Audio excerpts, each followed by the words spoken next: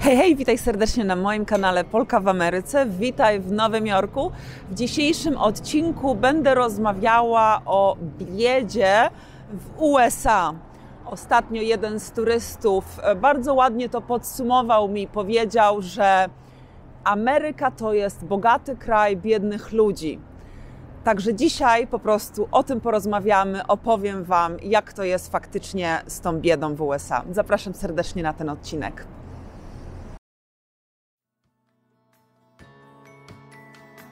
Polka w Ameryce. Może zacznę od tego, że powiem Wam, skąd w ogóle wziął mi się pomysł na odcinek.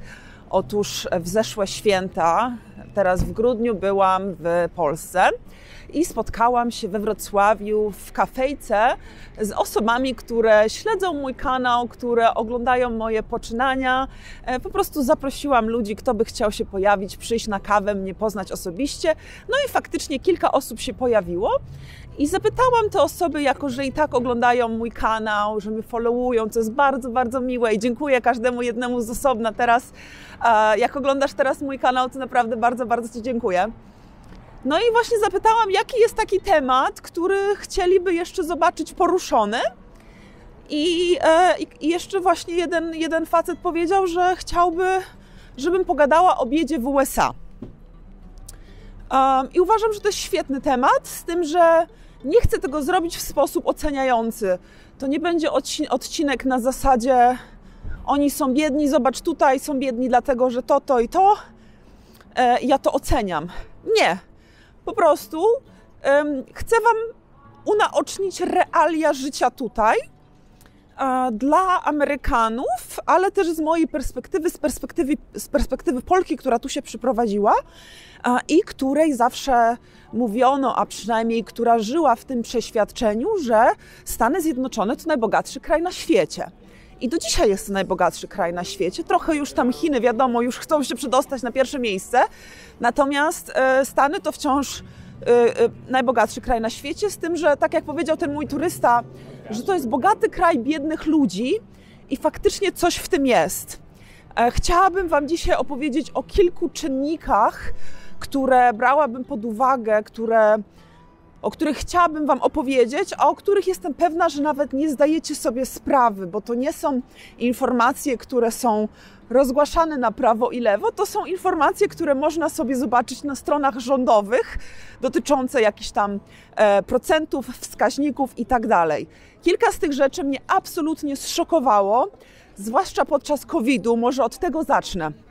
Podczas COVID-u, jak tylko zaczął się COVID, i nagle się okazało, że ludzie będą musieli zwalniać się z pracy, bo po prostu firmy się zamykają, tak? Wszyscy przychodzą na pracę zdalną, natomiast nie wszyscy byli w stanie pracować zdalnie, więc wiele z ludzi po prostu straciło pracę. No i też ludzie zaczęli chorować, prawda? A tutaj jest ubezpieczenie, nie ma ubezpieczenia państwowego zdrowotnego, tylko prywatne, nie wszyscy mieli to ubezpieczenie. No i wtedy zrobiono takie badanie, na samym początku pandemii, w 2020, zrobili badanie, że zapytali się Amerykanów, ilu z nich ma oszczędności w wysokości $400 i więcej. Czyli powiedzmy 2000 zł na polskie, tak? Niecałe. I wiecie, co się okazało? Okazało się, że 60% ludzi, 60 aż procent, nie ma odłożonego $400 na czarną godzinę. Więc mnie już ta statystyka absolutnie mnie po prostu powaliła.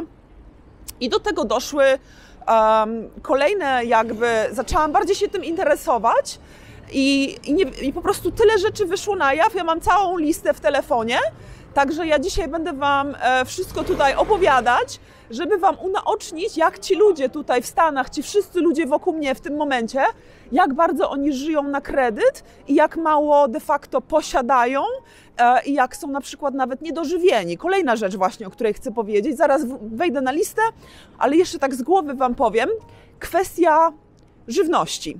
Bo jeśli chodzi o ubóstwo, to nam się też kojarzy z takim krajem jakimś na przykład afrykańskim, gdzie nie mają pieniędzy na jedzenie, czy nie ma dostępu do tego jedzenia i przez to ludzie są niedożywieni i na przykład ich ubóstwo polega między innymi na tym, że umierają z głodu, prawda? A tutaj sytuacja jest taka, że ludzie nie umierają z głodu, ale przez jakość tego jedzenia i przez fatalną edukację i przez to, że ludzie nie zdają sobie tak naprawdę sprawy, że frytki w McDonaldzie to nie jest warzywo, to ludzie są źle odżywiani, znaczy są niedożywieni pod względem wartości odżywczych tych produktów. Więc niby są grubi, tak, duzi, zdarzają się Amerykanie, tam wiadomo, w Nowym Jorku nie akurat, ale w innych stanach jest bardzo dużo otyłych Amerykanów, ale to nie są osoby, które są dobrze dożywione, więc to ubóstwo tutaj przejawia się w ubóstwie mineralnym i też w częstości jakby chorowania. Już sam fakt, że ta służba zdrowia też jest prywatna, prawda, to sprawia, że wiele ludzi nie chodzi profilaktycznie na badania do lekarza, nie robią sobie żadnych badań na krew. Okazuje się, że mają raka, wiecie, w 4. stadium i tak dalej, bo po prostu profilaktycznie tutaj mało się chodzi do lekarzy, ponieważ jest to tak cholernie drogie. Przejdę teraz do mojej listy, zobaczę, co Wam chciałam dzisiaj opowiedzieć. W ogóle dzisiaj jestem bez grzywki. Także dajcie znać, co myślicie, bo myślę o tym, żeby przestać, żeby w ogóle sobie grzywkę już usunąć, żeby sobie zapuszczać włosy. Teraz tak. Ameryka, w Stanach jest 320 milionów ludzi, prawda? Aż 38 milionów żyje poniżej linii ubóstwa. To znaczy, że ponad 10% tutaj Amerykanów czy osób żyjących w Ameryce żyje poniżej linii ubóstwa. Aż 53% par potrzebują, żeby ta druga osoba z pary też poszła do pracy. Czyli już nie ma tego modelu, że mężczyzna pracuje, a kobieta jest w domu i wychowuje dzieci i nie pracuje, bo w tym momencie aż 53% par, one potrzebują, by ta druga osoba poszła do pracy, bo w inny sposób nie są w ogóle w stanie się utrzymać. Dalej. Tutaj pokażę Wam urywek wideo, które nagrałam przy jakiejś organizacji. Nie jestem pewna, czy to był kościółek, ale często właśnie są tego typu rozdawanie jedzenia dla osób bezdomnych i po prostu ustawia się długa kolejka, nawet niekoniecznie osoby bezdomne, ale też osoby właśnie żyjące w ubóstwie. I dużo organizacji rozdaje jedzenie. Mamy dodatkowo takie coś, co się nazywa food stamps. I to są takie bony na jedzenie, więc musisz tam naprawdę bardzo mało zarabiać, być poniżej tej linii ubóstwa i wtedy rząd daje Ci, zapewnia Ci, Twój stan praktycznie zapewnia Ci takie food stamps, bony na jedzenie. No i też właśnie rozdają dużo tego jedzenia, bo to też był problem w czasie pandemii. Nagle się okazało, że słuchajcie, w ogóle dzieci już nie chodziły do szkoły, prawda, bo było wszystko zdalne. I nagle się okazało, że przez to bardzo dużo dzieci zaczęło być niedożywionych, bo jedyny ciepły posiłek na przykład jadły tylko w szkole. I też na przykład w szkołach są posiłki dla dzieci, które normalnie rodziców nie byłoby na to stać, żeby dać im jakieś pieniądze do szkoły, żeby coś sobie kupiły, więc w szkole organizowane są dla nich obiady. Dodatkowo są takie programy jak Meals on Wheels, to się chyba nazywa, że dowożą Ci z kolei do domu jedzenie, jak też właśnie żyjesz na tej linii ubóstwa i na przykład jesteś schorowana, nie możesz wyjść z domu, to dowożą Tobie jedzenie, dlatego Meals on Wheels, czyli że pokarmy na kółkach. Jest jeszcze program, który nazywa się No Child Hungry, czyli też właśnie pomaga pomaga w odżywianiu tych ludzi, zwłaszcza dzieci. Jest olbrzymia liczba niedożywionych dzieci żyjących na skraju ubóstwa. Ja zaraz tu przejdę do statystyk, ale byłam po prostu w takim szoku i najbardziej ta pandemia to pokazała, bo wtedy zaczęli to głębiej o tym wzgłębiać się w ten temat, że tyle ludzi właśnie nie ma oszczędności, że nie ma tak naprawdę planu B na przeżycie i przetrwanie. Kolejna rzecz to dług, jeśli chodzi o karty kredytowe. Jest on obecnie o 13% wyższy w 2002 niż w 2021, czyli ten dług na kartach kredytowych rośnie. I w tym momencie średnio ten dług wynosi $5400, czyli prawie $5500. Słuchajcie, to średnio tyle długu mają tutaj w Ameryce na karcie kredytowej, także to też jest bardzo dużo, biorąc pod uwagę, że nie mają oszczędzonych $400 na jakieś emergency, prawda? A przy takim długu 5400 to sporo, jak się mało zarabia też. Właśnie, jeśli chodzi o małe zarabianie, niskie zarabianie, to w USA ci politycy, stanę sobie tutaj jeszcze, bo tu jest fajny widoczek. Jeszcze wrócę do polityki, bo to jest w ogóle cała historia. Natomiast co mnie bardzo denerwuje, to nie jest dobre słowo, co mnie bardzo dziwi i frustruje, to jest to, że nie podniesiono płacy minimalnej od 2009. A wszystko wokół, wszystkie ceny rosną. Ja jakoś nie narzekam specjalnie jako mieszkaniec Nowego Jorku, bo u nas średnia taka płaca minimalna w Stanach Zjednoczonych to jest 7,25. Natomiast u nas w Nowym Jorku to jest 15. A i tak uważam, że za 15 nie da się wyżyć. Moim zdaniem w Nowym Jorku powinno być minimum $25 na godzinę, żeby po prostu można było wyżyć. Więc $15 to nikt praktycznie nie zarabia. Nawet ci ludzie gdzieś nie wiem, w McDonaldzie albo w Starbucksie, oni zarabiają nawet po 17, czasem 19. Także nie wiem, gdzie to 15 płacą, pewnie nie wiem nawet gdzie, bo nawet panie sprzątające, poznałam kiedyś dziewczynę, która sprząta i zarabia 40 na godzinę. Także też pytanie na kogo się trafi i nie wiem, kto tak naprawdę pracuje za 15, ale summa summarum. Nie podniesiono w ogóle tej płacy minimalnej od 14 lat. A wiadomo, inflacja, ceny wokół tak bardzo rosną i są stany, gdzie ludzie zarabiają po $7-8 na godzinę. W ogóle myśląc o realiach tutaj w USA, nie jestem sobie w stanie tego wyobrazić, jak oni w ogóle funkcjonują. Więc to ubóstwo też się bierze z tego, że rząd jakby nie pomaga O Boże, akurat szczur przechodzi pod autem. Pokażę to Wam, aczkolwiek nie wiem, kto tam będzie chciał szczura oglądać, bo wiem, że niektórzy się boją. Jak się boisz szczura, to uciekaj, nie oglądaj teraz tego. Szczur jest tam pod autem. Gdzie on poszedł? Chcę znaleźć tego szczura. Zaraz mi wskoczy na kamerę, ale będzie. No gdzie jesteś, szczurku? No nie wiem, uciekł już sobie. Gdzieś sobie już tu podeptał. Nie znalazłam szczura. Ale fajnie, że kręcę i nagle przestaję gadać i kręcić, bo szukam szczura. Także takie rzeczy u mnie na kanale. A propos, jak wciąż tutaj jesteś, to zostaw proszę komentarz, daj znać, jak wyglądam bez grzywki i daj znać, która z tych informacji w dzisiejszym odcinku najbardziej Cię zszokowała, bo jestem ciekawa, jakie będą opinie. Lecimy dalej.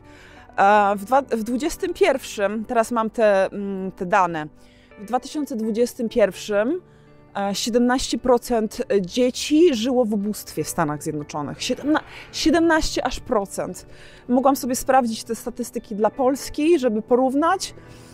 No ale to jest nie odcinek porównawczy, a po prostu opowiadam Wam o tych różnych aspektach życia w Stanach, które świadczą o tym, że no nie jest to tak naprawdę... Jest to bogaty kraj, ale nie są to bogaci ludzie. To jest kraj biednych ludzi, tak jak ten mój turysta powiedział. Kolejna rzecz, o której chciałabym wspomnieć, która świadczy teraz o ubóstwie praktycznie naszego pokolenia, to jest to, że nasi rodzice mogli sobie pozwolić na więcej niż my możemy, że teraz te ceny mieszkań w porównaniu z tym, co się zarabia, to jest jakiś, wiecie, jakiś totalny absurd. Mało kogo stać na dom, a na pewno już nie tylko wtedy, kiedy mężczyzna pracuje. Także zupełnie inne realia.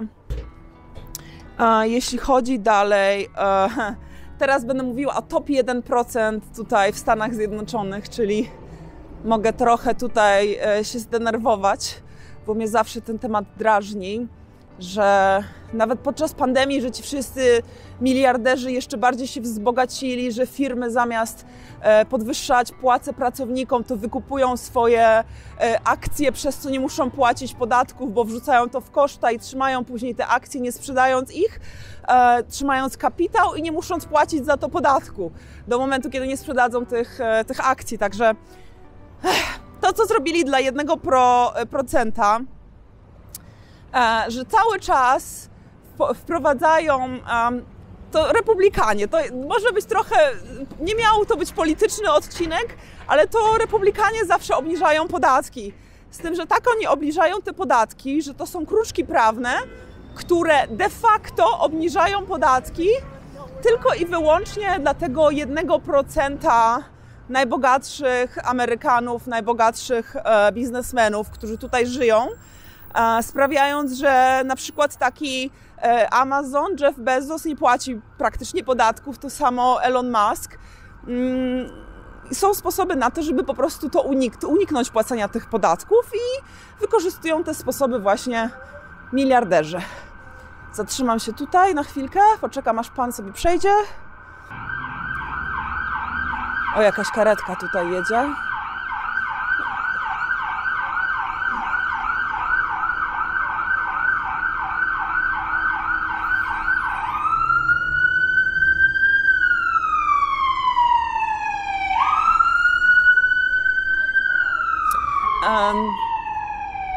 I jeszcze odnośnie tych miliarderów mam zapisane, i przepraszam, mam to zapisane, ale wspomnę też o tym, że miliarderzy teraz robią sobie konkurs, kto ma większego i prześcigają się, kto będzie miał fajniejszą rakietę, którą wyleci w kosmos. Także takie są po prostu realia, że normalnych ludzi ciężko stać na mieszkania, czy przy tej inflacji nawet na jedzenie, a miliarderzy sobie po prostu w kosmos latają. Niesamowite są te nasze czasy, powiem wam. Dalej mam bardzo dużo ludzi, co też świadczy o ubóstwie tego kraju. Bardzo wiele ludzi, którzy trafiają do więzienia, nie ma pieniędzy na wyjście za kaucją. I to niestety zazwyczaj są osoby właśnie czarnoskóre, ponieważ zazwyczaj osoby, statystycznie rzecz ujmując, osoby białe mają oczywiście więcej pieniędzy, ponieważ miały tę większą ilość jakby lat i możliwości, by te pieniądze gromadzić, a to nie było dane tutaj osobom czarnoskórym w USA. Więc bardzo dużo jest właśnie więźniów, których nie stać na tego typu wyjście za kaucją.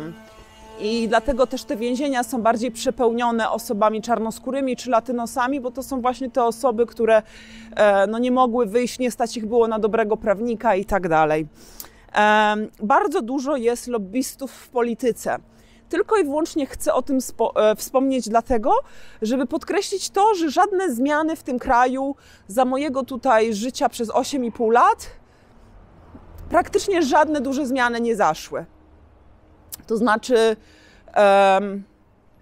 starają się coś robić, ale lobbyści w polityce mają tak mocną pozycję. W Stanach Zjednoczonych pieniądze rządzą polityką i jak tylko ktoś wygrywa jakieś swoje wybory, to już od następnego praktycznie miesiąca już robi kampanie wyborcze, już jeździ na jakieś bankiety, już podlizuje się bogaczom, podlizuje się korporacjom i lobbystom, żeby zostać dłużej u władzy. Zamiast robić coś dla ludzi, to chodzi tylko o to, żeby jak najwięcej pieniędzy zdobyć, bo im więcej pieniędzy zdobędziesz, tym więcej reklam wykupisz i wtedy na pewno zostaniesz wybrany. A później ci lobbyści mówią ci, jak masz głosować. A jak to funkcjonuje z lobbystami? No, że po prostu na przykład taki lobbysta mówi politykowi: no panie Robinson, w zeszłym kwartale daliśmy panu $4 miliony, proszę się upewnić, że nie przypchniecie tej ustawy o na przykład robienie background check przy zakupie broni, czyli o sprawdzanie kogoś przed tym, jak kupi broń. Albo ta ustawa o ochronie środowiska nie powinna przejść, bo to sprawia, że nie możemy produkować w naszej fabryce czegoś tam i zrzucać cały ten syf do rzeki lokalnej. Wiecie, to bardzo mają związane ręce tutaj ci politycy i są jeszcze bardziej zagłębieni i kupieni i zagłębieni w tej kasie i w tej korupcji jeszcze bardziej niż w Polsce, czy nawet w Rzymie, we Włoszech, gdzie żyłam przez 2 lata. To, co się dzieje po prostu w USA, to przechodzi ludzkie pojęcie. Ci wszyscy ludzie w Izbie Reprezentantów czy w Senacie, to oni mają po prostu chaty za miliony dolarów. To nie jest normalne. To absolutnie te pieniądze w systemie tym politycznym, to tutaj jest makabra. Pierwsze, co trzeba by było zrobić, to wyciągnąć kasę z tego i zabronić lobbystów jakby. I że partia płaci za twoje reklamy w telewizji, a nie, że ty się sprzedajesz. Najlepiej to widać po takiej kobiecie, która się nazywa Kyrsten Sinema. Ona jest z Arizony. To po prostu najlepiej po niej widać, jakim jest sprzedajczykiem, że wszystkie swoje te uchwały, które zapowiedziała, na podstawie których swój plan wyborczy, jaki zapowiedziała i uchwały, jakie planowała, na tej podstawie ludzie na nią głosowali, ale później wszystko zmieniła, bo po prostu korporacje tyle jej zapłaciły, że teraz pewnie ktoś już tam startuje przeciwko niej na kolejnych wyborach, więc jak jej się nie uda wygrać, to pewnie zostanie lobbystą. Nikogo to nie zdziwi, bo po prostu okropna baba. Nie chcę nawet, dobra, nie chcę się denerwować, lecę dalej. Także to są właśnie te elementy, które świadczą o tym, że źle się dzieje w Stanach po prostu. Źle się dzieje w Stanach i to nie jest ten kraj, który myślałam, że odwiedzę, w którym zamieszkam, gdzie będzie wszystko łatwe, gdzie będzie taki American Dream. A tak naprawdę to jest trochę takie, masz może i American Dream, ale jak sama na niego zawalczysz i to wbrew wszystkiemu wokół i to jeszcze zależy, kogo znasz i w ogóle. No dobra, lecę dalej na liście z rzeczami. Jeśli chodzi w ogóle, bardzo dużo ustaw przepchnął Biden w ostatnich 2 latach. I ja rozumiem, że wielu z moich widzów jest przeciwnikami Bidena. Ja też jako osoby go specjalnie nie lubię, ale jeśli popatrzymy naprawdę na statystyki, na rzetelne statystyki, jeśli chodzi o obecną sytuację w USA, mamy najniższy od 50 lat, uwaga, najniższy od 50 lat odsetek dzieci żyjących w biedzie. Te 17% to jest najniższy odsetek dzieci od 50 lat. Dalej, mamy najniższą też mamy najniższą stopę, mamy najniższą stopę bezrobocia od 50 lat.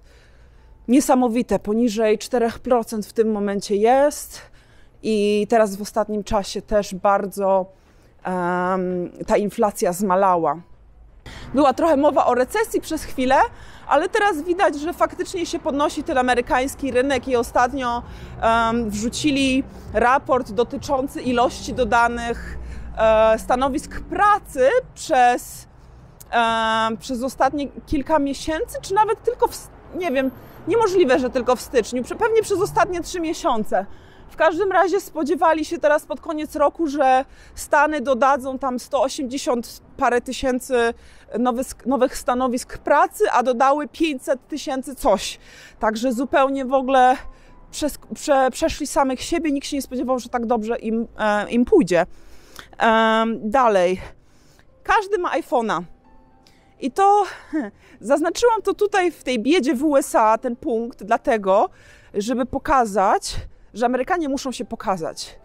Czyli niezależnie od tego, ile masz pieniędzy w portfelu, że nie masz tych $400 oszczędzonych, że masz 5400 długu na karcie kredytowej, że twoi politycy mają cię gdzieś i ciągle masz 7,25 płacy minimalnej, że nie robią żadnych praw, które ułatwiają twoje życie, że dają ci na chwilę na przykład ulgę podatkową, bo masz dzieci, po czym republikanie przychodzą i mówią, że nie, że jednak nie chcemy ci dać tej ulgi, ale weź sobie ulgę podatkową, po czym się okazuje po 2 latach, odkąd dają ci ulgę podatkową w 2017, że to tylko malało przez 2 lata i celowo w programie było tak zapisane, że te podatki zaczną z powrotem rosnąć po 2 latach, wtedy kiedy demokraci doszli do władzy. Po prostu jakieś...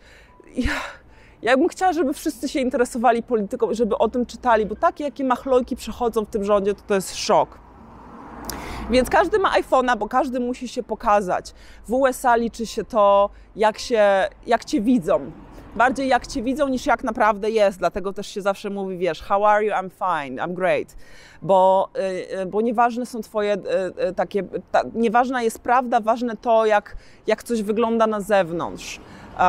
I na przykład nawet bezdomni, mam takie w jednym wideo miałam, że pokazywałam, tutaj wam wrzucę zdjęcie, że po prostu siedział bezdomny i ładował sobie swojego iPhone'a na ulicy. Także to jest szokujące, a tak wszyscy żyją na kredyt. Za wszystko płacimy kartą kredytową i miałam nawet kiedyś taką sytuację, że pracowałam na evencie, byłam tam event managerem, pracowałam na evencie. I fajne pieniądze za to zarabialiśmy, no i rozmawiałam tam z moimi dziewczynami, z którymi tam pracowałam i tak mówię, no po 2 tygodniach tutaj pracy, co zrobicie z tą kasą, na co wydacie, to 80% tych ludzi, z którymi gadałam, to była taka większa grupka, tak z 10 osób może, no to powiedzmy, że ja i jeszcze 2 inne osoby powiedziały, że gdzieś tam coś na to wydadzą. Jedna dziewczyna tam chciała meble kupić, ja powiedziałam, że ja sobie za to lecę do Europy na wakacje, ale powiem wam, że reszta powiedziała, że spłacą kartę kredytową. Więc takie to jest życie, na kartę kredytową, do spłacenia później, do martwienia się później, ale musi teraz być, bo ja to teraz chcę, bo taka jest moda, że wszyscy to mają, to ja też to teraz będę mieć. Poza tym muszę wyglądać, jakbym miała tą kasę, więc nieważne, że to kosztuje za dużo niż mnie stać, ja to muszę mieć. No i o kartę kredytową będę się martwić później. I też życie właśnie jest od czeku do czeku. Ja to wielokrotnie widzę, że co 2 tygodnie średnio są wypłaty, zależy jeszcze jaka firma i zazwyczaj właśnie czekiem jest płacone, chociaż też ostatnio już wchodzi płacenie bardziej przelewem bankowym, ale moje prace niestety wciąż są płacone czekiem. No i w każdym razie widzę, że ludzie żyją od czeku do czeku, tak jak w Polsce od wypłaty do wypłaty, prawda, ale w Stanach no nie spodziewałam się, że aż tak to będzie widoczne i odczuwalne, że faktycznie czeka się na tą kolejną wypłatę, bo już ci nie starcza. I kolejne 2 rzeczy jeszcze, które chciałam dodać, to że mało w ogóle ludzi podróżuje poza USA i ja o tym mówiłam w kwestiach, był taki odcinek, w którym mówiłam o największym problemie Amerykanów moim zdaniem i to jest właśnie to takie zamknięcie na resztę świata i brak tej takiej ciekawości reszty świata i brak tak naprawdę możliwości porównania sobie, że jest się tutaj okłamywanym, że to American Dream, które ci sprzedano w latach 70., 80., że tak naprawdę żyjemy tylko i wyłącznie na tej legendzie, na tej historii, na tej opowieści, która już nie jest rzeczywistością. I widać to też chociażby przepchnęli ostatnio też Biden. Wiem, że bardzo, tak jak mówię, wiem, że dużo ludzi nie lubi Bidena, ale naprawdę zrobił tak cholernie dużo. I właśnie jedną z tych rzeczy, co przepchnęli, to pakiet na infrastrukturę. Słuchajcie, to jest największy pakiet na infrastrukturę od 40 lat. Od 40 lat nie przepchnęli dużej ilości kasy na remont tych mostów, które się dosłownie zawalają. W Pensylwanii 2 lata temu most się dosłownie zawalił. Wszystkie na przykład mają stare lotniska, dopiero teraz je odbudowują, koleje. Jeśli chodzi o połączenia nawet internetu, o te kable, wszystko jest stare i dopiero teraz to będą odnawiać. Także podsumowując, te kilka lat życia w Stanach Zjednoczonych po prostu pokazały mi, w jakich miejscach potrzebna jest zmiana, jak biedni są ci Amerykanie, pod jakimi względami. To nie jest tak, że nikt tutaj nie ma pieniędzy, wiadomo, też są tutaj pieniądze. Natomiast większość społeczeństwa, zanika klasa średnia. Większość społeczeństwa to już są takie osoby, które żyją właśnie od czeku do czeku, za niskie stawki, ceny wszystkiego wokół drożeją, zwłaszcza cena życia tutaj, cena mieszkania, za paliwo, za elektryczność, to wszystko drożeje cały czas, a te stawki godzinowe z kolei nie rosną aż tak szybko, jak drożeje życie tutaj. Także to jest bardzo przykre i to jest wciąż jeden z najbardziej zaskakujących aspektów życia w Stanach, że ten bogaty kraj ma tutaj biednych ludzi. No. Dzięki wielkie za spędzenie ze mną czasu w tym odcinku. Sorry, że nie był zbyt pozytywny i nie daję tutaj dużej jakby nadziei na odbudowanie tego, ale będę żyła dalej w Stanach, obserwowała to, dawała wam znać, co się dzieje, bo no to jest, dla mnie jest to fenomenem, że takie zderzenie się moich wyobrażeń o Stanach z tym, co faktycznie widzę przed sobą. No. Do zobaczenia w kolejnym odcinku Polki w Ameryce. Zabiorę Was na jakąś inną przygodę w kolejne miejsca. Pamiętajcie, że w niedzielę, co niedzielę wrzucam też krótkie odcinki do 5 minut o nazwie Storytime, gdzie opowiadam właśnie o różnych swoich przygodach i w Stanach Zjednoczonych, i poza Stanami Zjednoczonymi. Jakbyście chcieli trochę bardziej mnie poznać, to tam możecie co niedzielę zaglądać na mój kanał. Do zobaczenia w kolejnym odcinku. Na razie, pa!